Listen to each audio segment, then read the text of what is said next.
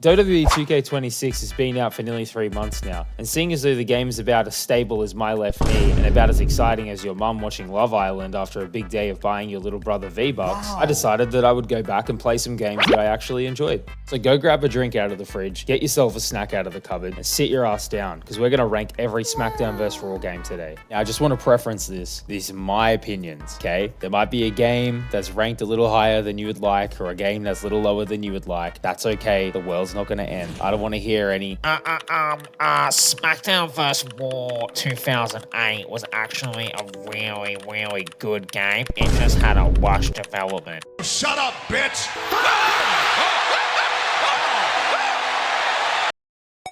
Who did it? Oh my God! It's SmackDown versus Raw! Sports entertainment will never be the same.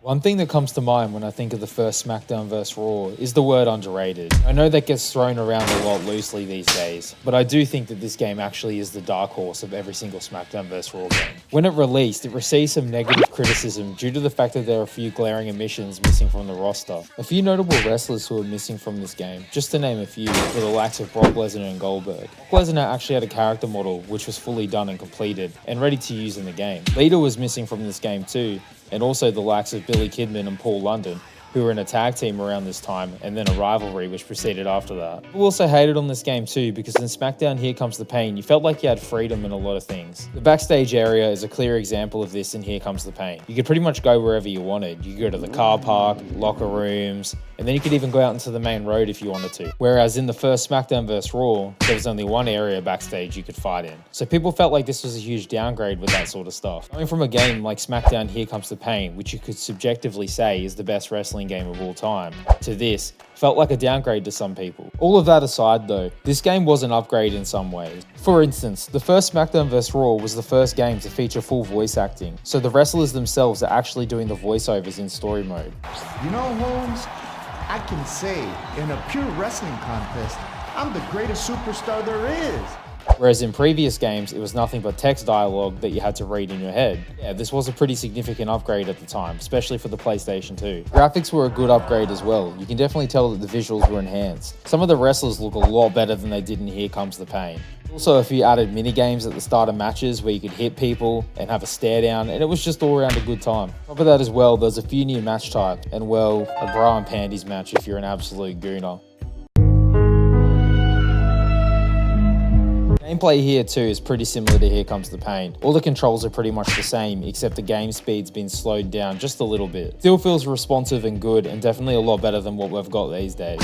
But THQ also made it to where certain wrestlers were clean and certain wrestlers were dirty, which meant that the dirty wrestlers could get away with low blows, eye pokes, and all these other things, and it would fill their meter and they would get a special bonus. But the clean wrestlers, if they did things like taunt, jump off the top turnbuckle, and just wrestle a good match, they also got a bonus meter as well that would fill up. Going back to talking about the roster as well, even though it was a bit smaller in this game, it was still pretty accurate for what wrestlers were doing what on TV at the time. We've got wrestlers in this game like Eddie Guerrero, Edge, John Cena, Kane, Kurt Angle, Undertaker, the list goes on, and their gimmicks are pretty accurate to what was on TV at the time. That as well, but you could create a championship in this game, pay-per-view, and you could also create your own wrestler. The thing too I wanted to touch on was how good the soundtrack was in this game. You've got the likes of Breaking Benjamin, Zebrahead, Powerman 5000, Anthrax, Public Enemy. Some of these songs I still listen to this day, and honestly, every time I hear them, I think of this game, especially Firefly by Breaking Benjamin.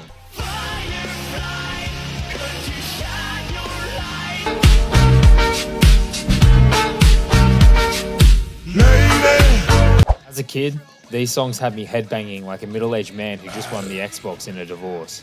Anyways, with that out of the way, I proceeded to make this absolute unit of a specimen, Sigma Man. Now, a few things you don't know about Sigma Man is that he actually out-Sigma'd Andrew Tate at a Hustlers University conference back in 2013. As this absolute specimen, Sigma Man makes his way to the ring, the crowd is chanting, but he's already muted them mentally. Sigma Man is the only man alive to drink sparkling water aggressively. Every single step he takes to the ring increases his aura by 10%. See, this man hasn't blinked since 1997. Sigma Man once skipped his own cousin's wedding to shadowbox at his reflection in the mirror. See, Sigma Man wants to create his own WWE Championship, but he can't because he's broke. Unfortunately, he's not friends with Andrew Tate anymore. He decides to start a feud with the richest wrestler in the company at the time, Triple H. You see, these two can't stand each other.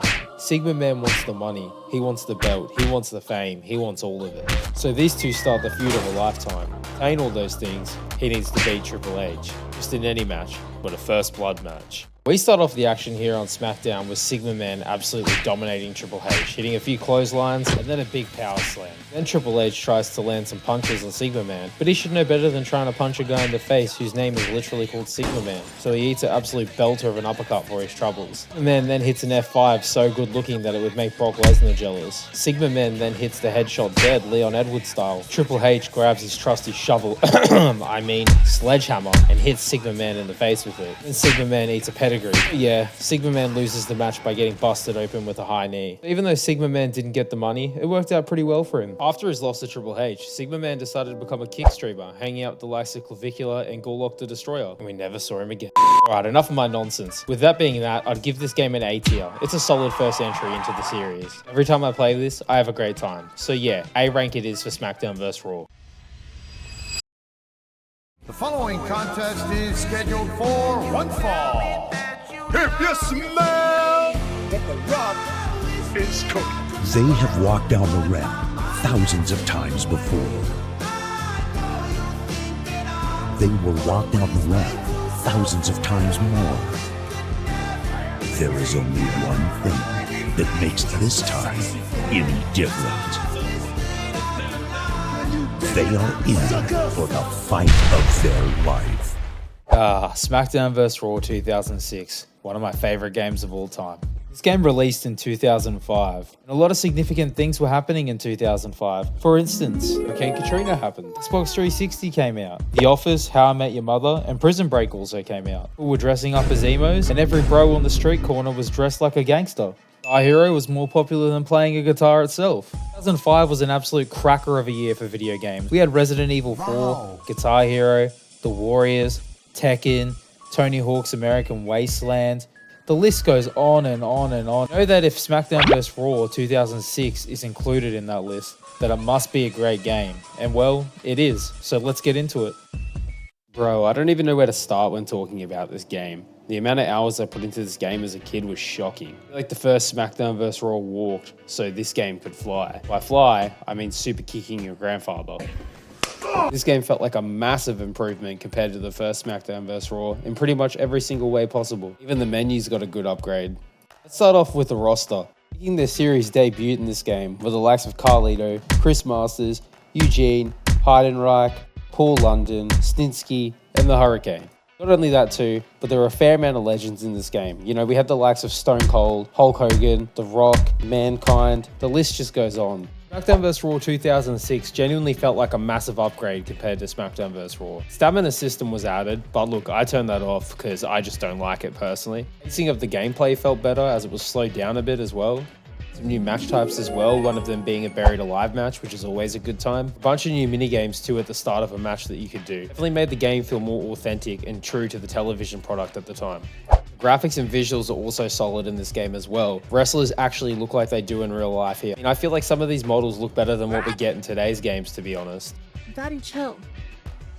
What the hell is even that? Entrances have been upgraded here too. The wrestlers will actually do their full entrance now, instead of just in previous years where the entrances would cut bit by bit until they got to the ring. The create a wrestler system in this game is solid as well. It's an improvement over last year again. Literally made Homer Simpson. Yeah, this game's just all around a great time.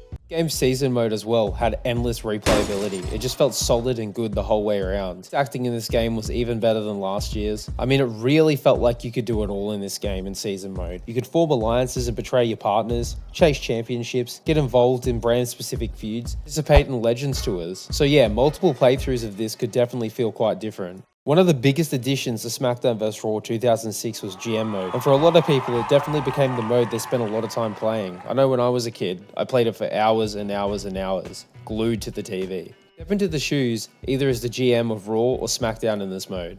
The mode begins with a draft, where you build your roster from the ground up. You can spend big and fork out the dough on established main event wrestlers or legend, or you can take a chance on some cheaper talent and try and build them into future champions. Wrestlers have a popularity stat as well. It shows who's popular and who will draw more on the card. You draft your roster, you can book your champions, and get started. The goal of it all essentially is to put together a successful show every single week. You have to manage contracts, salaries, popularity ratings, injuries, and rivalries, all while staying within your budget. The beauty of GM mode is that no two playthroughs were ever really the same.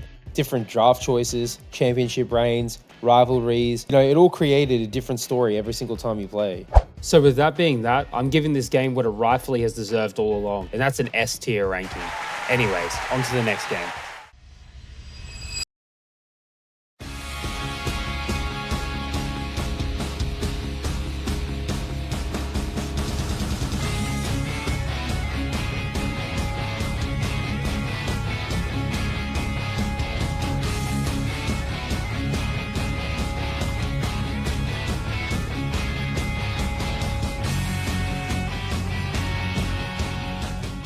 SmackDown vs. Raw 2007, what many consider the greatest wrestling game ever made. As the kids would say, developer Ukes was cooking at this time. Oh my god, bro. How do you feel, kids? Man, what the fuck? SmackDown vs. Raw 2006 was the World Heavyweight Championship. This was the WWE title. SmackDown vs. Raw 2006 is peanut butter, then this game is jelly. SmackDown vs. Raw 2006 is 5 beers, then SmackDown vs. Raw 2007 is the keys to your car. Anyways, you might look at a game like SmackDown vs. Raw 2006 and think to yourself, well, what really can they do better than they did last time? Well, SmackDown vs. Raw 2007 is the answer to that. This game is still one of the most complete feeling wrestling games of its time. Captures that peak mid-2000s WWE vibe perfectly. Playing this game again made me feel like the old food critic out of Ratatouille when he eats the meal and he gets transported back to his childhood. Where I didn't know what stress meant, my hairline wasn't receding, and I didn't have to worry about paying taxes every year. This game not only came out on the PS2, but it also came out on the Xbox 360, and it was a massive visual upgrade compared to the PlayStation 2 version of the game. As you can see in the footage, some of the models look massively upgraded compared to SmackDown vs. Raw 2006. The game just looked and felt smooth. Many new wrestlers included on the roster this year. We had the likes of Johnny Nitro, Bobby Lashley, The Great Khali, Mr. Kennedy, and the list just keeps getting bigger. Developer Ukes also changed up the controls in this game. Previously, grapples were based on button combinations plus directional input. Whereas in SmackDown vs. Raw 2007, you use the analog stick to grapple. Essentially, you just use the right stick and move it in a certain direction. Kind of like playing Tony Hawk's and then going and playing Skate. GM mode is here and it's just as addictive as ever. There's a ton of match types for the time. You got your Hell in a Cell, TLC, Buried Alive, all of the good ones. Soundtrack here too is solid, just like the games that came before it. You've got the likes of 3 Days Grace, Ghostface Killer, Rise Against, Godsmack, and more. And it's also got that song from all the dinosaur memes. Story mode was back and it was just as good as usual. About 27 overall stories here and each of them were decent. Mentioned on top of that, they were all voice acted and there were branching pathways as well you could take. It actually puts my rise to shame and shows how fickle the stories are these days in WWE games. You also had an in-game locker room to walk around and customize to your heart's content. It's pretty cool and a nice addition. You'd also find some in-game challenges here to complete. I still haven't beaten the Great Khali with Mickie James to this day. Also in your locker room, there's a computer you can log on to and unlock some legends. There's a good collection of them here. Also some alternate tires and some championships. Creator wrestlers here, and it's as good as ever. I decided to make Default Man, one of the OGs of the SmackDown vs. Raw games. You see, Default Man knows every single move, every single stance you'll ever see, and every single entrance. So yeah, I got involved in the Chris Benoit and Undertaker feud. And then I decided to fast count Chris Benoit because yeah, well, we all know why. And as I'm backstage, Undertaker starts to aura max, Chris Benoit gets angry, and Default Man decides to get the f out of there. In conclusion, there's not much more I can really say other than this game is definitely the best out of the whole series.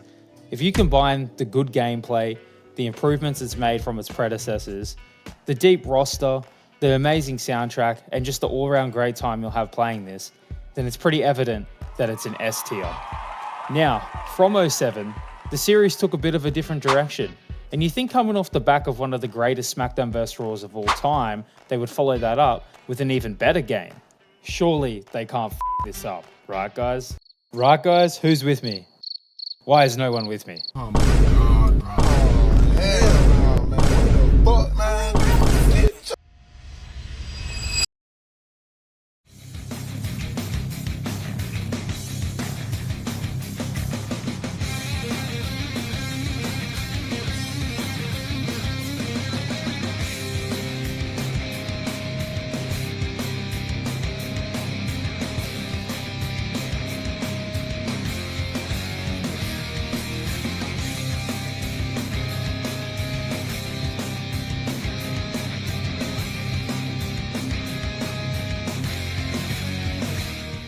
Guys, I want to preface this part of the video by saying I actually love SmackDown vs. Raw 2008.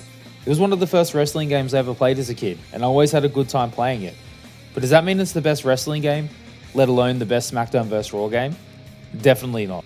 Let's take a look at it. Let's look at the good, the bad, and the ugly. After the success of SmackDown vs. Raw 2007, expectations were pretty high for the next game in the series. SmackDown vs. Raw 2008 arrived during a really interesting time for WWE. You see, the Ruthless Aggression era was winding down, whilst the PG era was just around the corner, and WWE was trying to introduce some fresh faces while still relying on established stars. So the question was, does SmackDown vs. Raw 2008 build on everything that made 2007 great, or did it take a giant step backwards? The first thing we're going to take a look at is the gameplay. It was still very similar to SmackDown vs. Raw 2007, which isn't a bad thing at all, because the previous game already had a solid foundation. Matches definitely felt fast, arcade-like, and easy to jump into. This is before WWE games became heavily sim-focused, so there's still a lot of freedom to pull off crazy spots and create memorable moments. But also, around the time, a lot of people felt like it was a little too similar to SmackDown vs. Raw 2007 and didn't have enough push in the gameplay department to move it forward. The newest addition in the gameplay was the introduction of fighting styles. Every wrestler was assigned specific styles, like you had your powerhouses, high flyers, hardcore, showman, submission specialists, and so on. Each style came with its own unique abilities and special moves. On paper, this actually sounded like a great idea.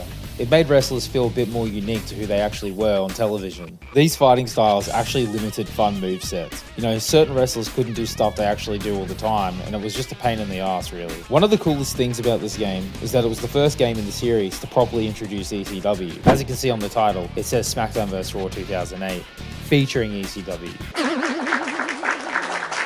See? I'm a genius.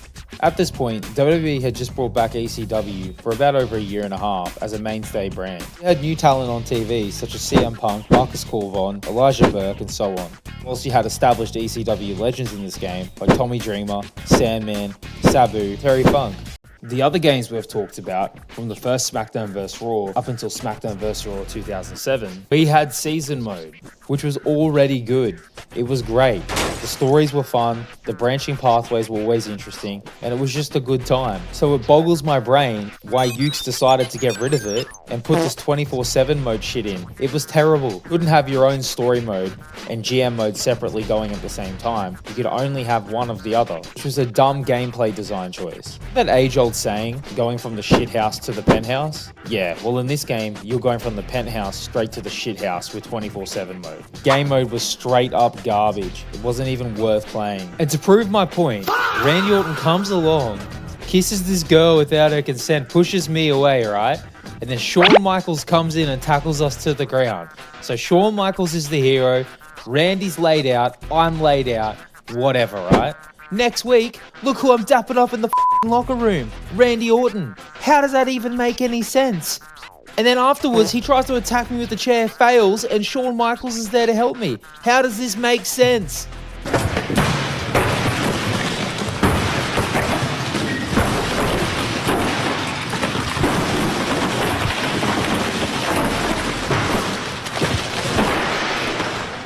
GM mode is back, but this would be the last time we'd see GM mode again until WWE 2K22. It's actually one of my favorite GM modes of all time, except the roster is so small that you can't even really flesh it out. So you've got this solid GM mode, but you can't even really utilize it to its full potential. It's a shame because that potential would have been huge if there was more people on the roster. As you can see, there was a fair few wrestlers who were missing from the game this year. The Miz, Shelton Benjamin, Chris Benoit, and Rob Van Dam are some notable ones. Chris Benoit for obvious reasons, but The Miz should have been in there. And Shelton Benjamin was in like the last 3 games, so that doesn't make any sense. Also, Brian Kendrick and Paul London weren't in the game, who were like tag team champions around this time, so that too just baffles me. On a positive note, one good thing I will say about this game is that the soundtrack, in my opinion, is the best out of the whole series. And all done, okay, I don't care, it's 10 out of 10. Look, there's many more things I could say about this game. I love this game personally. I had fun playing it when I recorded it for this video. I still think it shits on every single game that's come out recently. But compared to the other games, I don't think it's at the same caliber. So I'm going to give this one a C tier, even though personally, if I wasn't trying to be as objective as possible, I'd probably put it in the B or the A tier.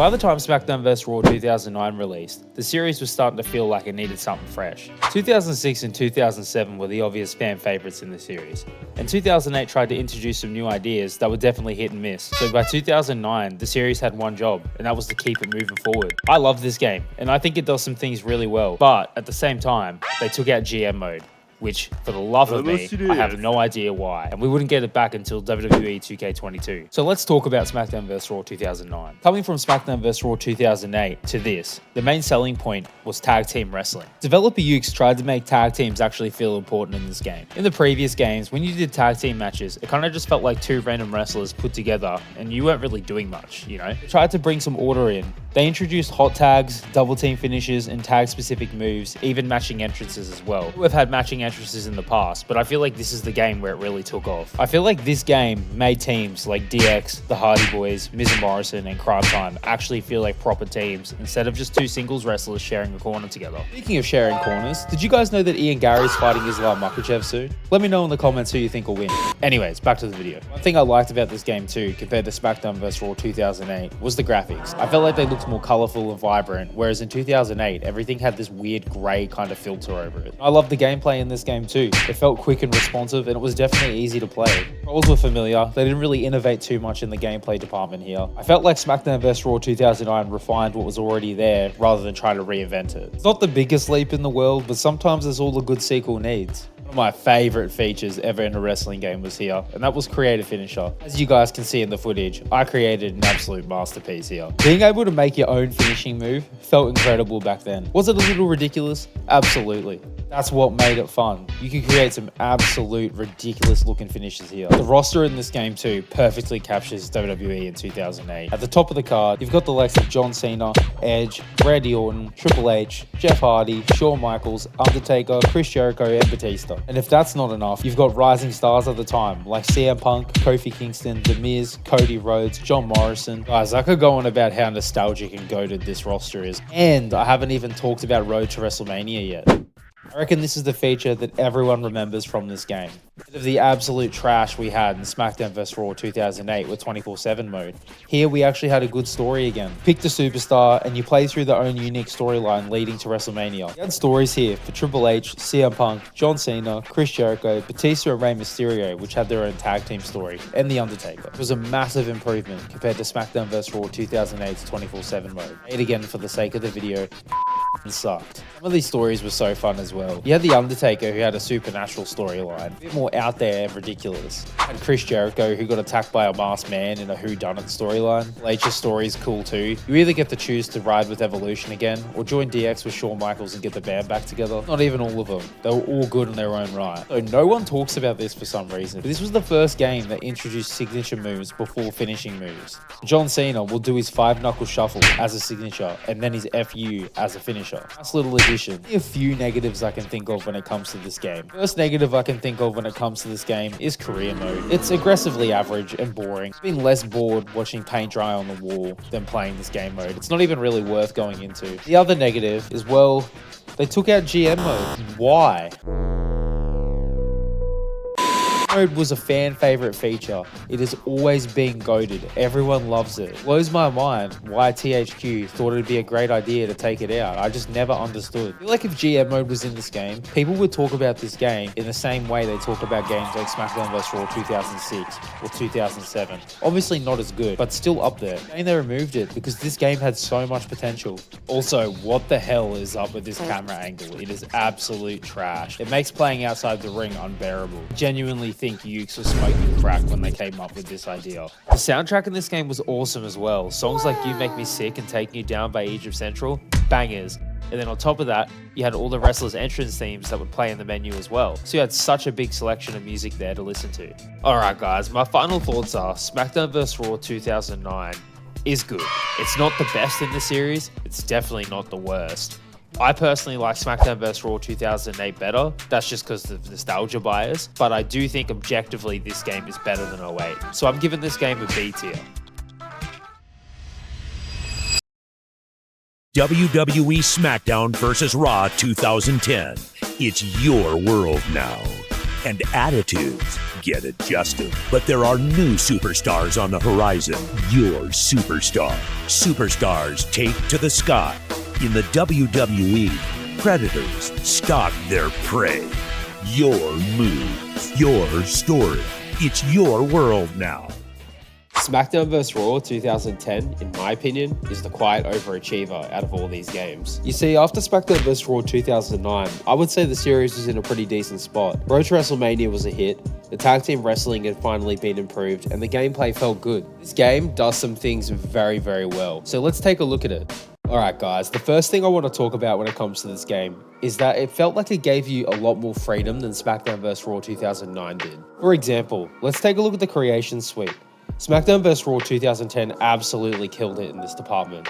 This game went all in with the creation suite. Create wrestlers in this game, just like the others, but it felt like it was improved here. There were new models, new designs, the layering was better. It was all good here. Create a finisher was back, and this time you could make a diving finisher, which was a nice addition. They added create a storyline into this game, which I think is one of the best features ever made in a wrestling video game. And they also added Superstar Threads, which was exclusive to the PS3 and Xbox 360, where you could edit a superstar's attire and change the colors on it. And honestly, that's where I felt like I spent most of my time playing this game, was creating stuff and having fun. Play you a short clip from the creator story I made. It's about Festus winning the World Heavyweight Championship. Todd Grisham. Hi Festus, how are you? Festus. And Todd Grisham's just confused, saying, fair enough, fair enough. What the hell is even that? Festus is going for a walk, and what has he found? Ugh, again. Ugh, while running. Let's see what happens. He's running off with the briefcase. All right, buddy, good on ya. Chris Jericho. I'm the best in the world at not retiring. Okay, valid point, valid point. That's a very Chris Jericho thing to do. Oh, what's this? Steve Austin and Festus have come out together. It's Festus, and is that Stone Cold? Stone Cold. Listen, Jericho, you son of a bitch. Festus is cashing in Money in the Bank right now. Oh, hell yeah. Festus. Again. Excited. It's official, King. Wow, puppies. What, King? Do you have dementia? You government mule. It's going to be a squash match. I'm about to taunt. Look at that. It's over. One and done. One and done. I'm going to pin him right now. Surely he doesn't kick out. 1, 2, 3. Easy. Easy. Festus wins the big one finally. Jim Ross. By God, King. Imposter K. I mean, Festus has won the big one. Festus. Arrgh. He's excited. Stone Cold's coming to the ring. What is that? Celebrates gaily. Gay! Festus is excited. Look at him. Festus. Oh, he gets hit by a car. Oh, no. I've fallen and I can't get up. Classic WWE. Stone Cold. What in the hell? Festus. In pain. Give me some Steve Rises and some hope. All right, let's see what happens next, eh? Festus. After getting hit by that car, I can talk normally. I'm in pain. I might go back to Texas and rest. Before I do, did you run me over then pretend to find me? I saw your plate. Let's see what Stone Cold says. What? No, he's stealing the title and he's running. Get him, Festus. Get him. How could you, Steve? You sick son of a bitch. No, Festus from the top. Festus from the top of the Titantron takes out Stone Cold. I guess he's got brain damage again. Oh, gosh. Jim Ross. That's all we have time for, folks. This was before Netflix. See you next week on AEW Dynamite. What? I'm Taz, and that's good old JR. Thanks for watching AEW. Where did Taz come from? Jerry Lawler. What?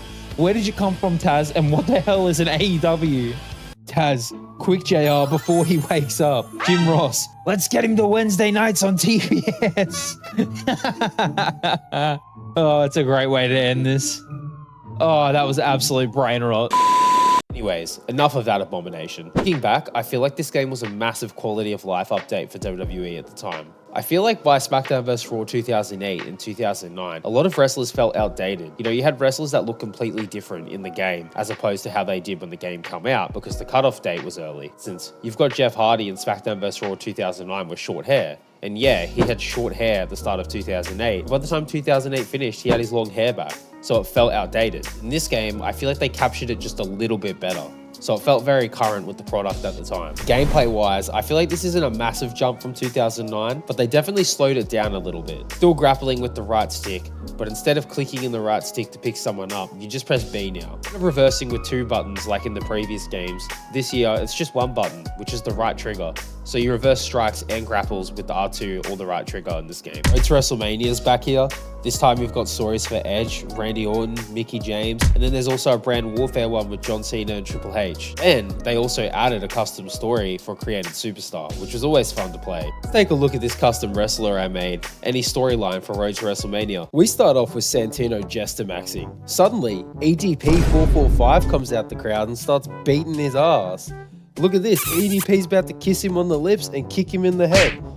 EDP got fired from every job he's ever had because he kept taking 4-hour lunch breaks. After failing as a food critic, motivational speaker, and amateur UFC analyst, he decided his true calling was becoming WWE Intercontinental Champion. So look at him, he rock bottoms Santino and wins the title. To WWE for one reason, and that's because he heard catering was free. Miss McMahon wants his title back because there can only be one sex offender in the WWE. ADP mogs him, takes the title, and runs away. What's up with it, motherfucker? What's up, baby? Did you miss me? Another strong point with this game as well is that the roster was very solid. You've got your typical mainstays in these games like John Cena, The Undertaker, Triple H, Chris Jericho. You've also got some returning faces like Christian and Goldust, and then new superstars like Evan Bourne and Jack Swagger. Added abilities into this game, which I feel like was a massive improvement compared to SmackDown vs. Raw's fighting styles. The first game to add resiliency as well, which I feel like helped me out so much online back in the day. Also added a revamped Royal Rumble, which I feel like was a huge improvement compared to previous years. Team up with wrestlers and eliminate other wrestlers, which I thought was a nice addition. Also, there were cutscenes added in, they pointed at the Mania sign, the fireworks went off, it just felt very authentic. Looking back, I think this SmackDown vs. Raw is one of the most feature-packed games ever made in the series. Might not have introduced revolutionary gameplay changes, but it absolutely doubled down on player freedom and creativity. Like I said before, I feel like this game is the quiet overachiever in the franchise. It's not the first game people talk about when they mention the SmackDown vs. Raw franchise. It's definitely not the last game they talk about. Before I forget, this game had a good soundtrack as well, in case you were wondering. So with that being said, I think I'm going to move this game ahead of the first SmackDown vs. Raw and place it in the A tier, because it deserves it. I think the reason people don't put this in S tier is, well, because the game that came after it was just so much better.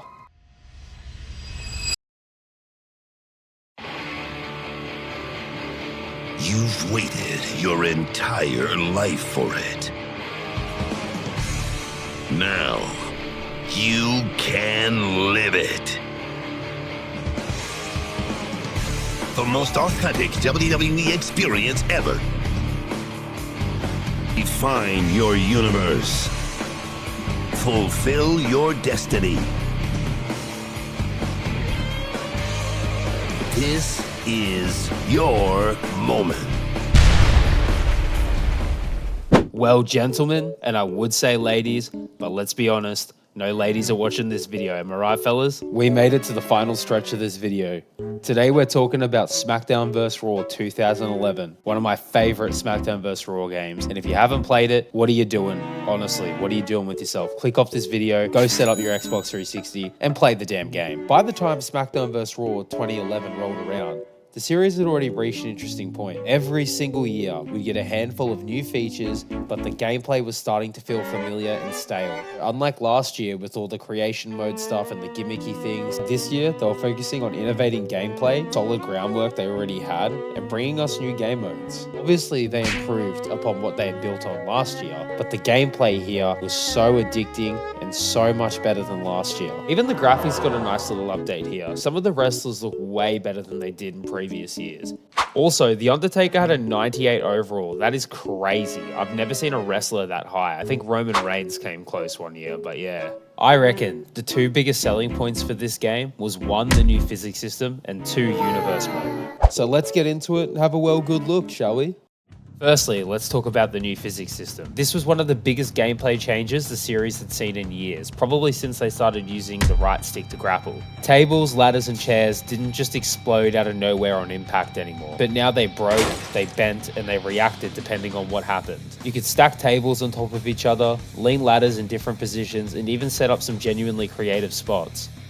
Also, you can control which direction you threw someone in. Let's just take the suplex for example.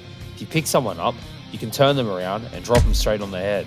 In previous games, this motion was fixed. You couldn't control where someone landed. This was a welcome addition, and it definitely stopped me from getting rope breaked every 2 seconds. Let's talk about the other selling point, and that has to be universe mode. I reckon this was one of the biggest additions we've seen in a game to date. In fact, this game mode is so beloved that it's still in the series to this day. I mean, people have whole YouTubes and playthroughs based off of this game mode still, so yeah, it's pretty relevant. Instead of just playing exhibition matches over and over again, the game generated rivalries, title matches, and storylines for you. Every week felt a little bit different. You never know who would interfere in your match or who you'd end up in a championship feud with.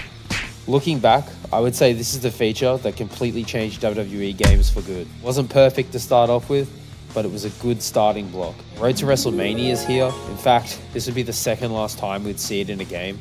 You could even free roam in this Road to WrestleMania. It was a nice addition, and it was always fun running around and picking fights with other wrestlers. Have a cheeky listen to Sheamus the knobhead. I lost the audio recording, so you guys are going to have to listen to me pretend to be Sheamus. Todd, there's only one thing I have left to prove, fella, and that's taking the ECW championship from Christian, fella.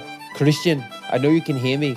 You can't dock me forever, lad. And then Christian, because he's not a pussy, proceeds to follow Sheamus to try and catch the fade.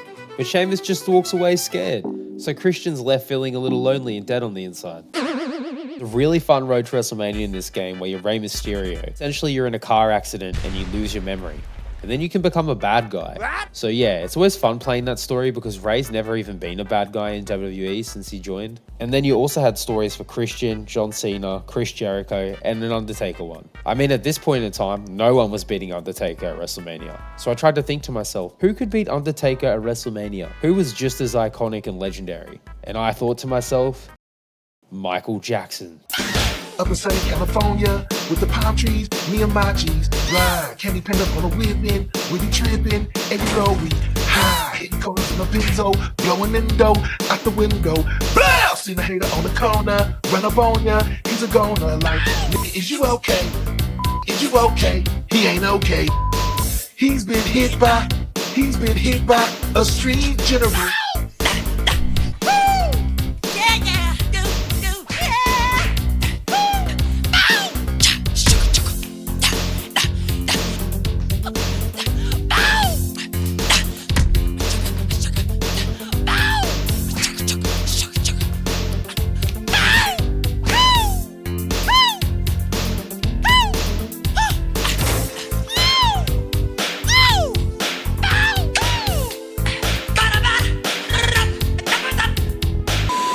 Anyways, the creation suite here was still stacked as usual.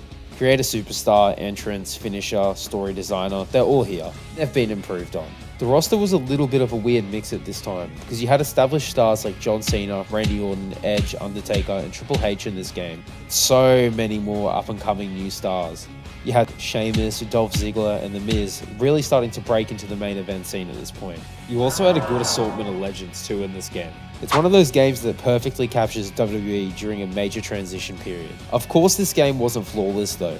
For some reason, they had no soundtrack in this game, and you were just stuck listening to Luke Gallows' theme over and over and over again. The most boring song you've ever heard in your life. But honestly, that's just part of the game's charm. Looking back these days, SmackDown vs. Raw 2011 feels like the last big evolution before the series changed completely. We didn't even have SmackDown vs. Raw anymore. Universe mode became staple, The physics engine made matches definitely feel more dynamic and fun and over the top, and the gameplay was arguably the best it had ever been. Sure, there were bugs every now and again, but that doesn't matter because the game is still top tier. This game, compared to SmackDown vs. Raw 2010, didn't really just feel like another yearly update. It felt like they actually tried to improve upon what they had. And for that, I'm putting SmackDown vs. Raw 2011 in the S tier, just behind SmackDown vs. Raw 2006. And honestly, you could change both those games around and I wouldn't even be mad. People would probably put SmackDown vs. Raw 2011 ahead of SmackDown vs. Raw 2006 and 7, and that's fair. If you stuck this video through all the way to the end, then I want to say thank you, because this took me ages to make. And I had so much fun playing these games again. It's kind of refreshing after how boring WWE 2K25 and 26 have been. I had the flu when I made this video, so I sound like a bit of a robot. But yeah, if you enjoyed it, leave me a comment and let me know which game was your favorite. And also, if you have any video suggestions, let me know below. Until next time, see you later, and I hope you have a good one.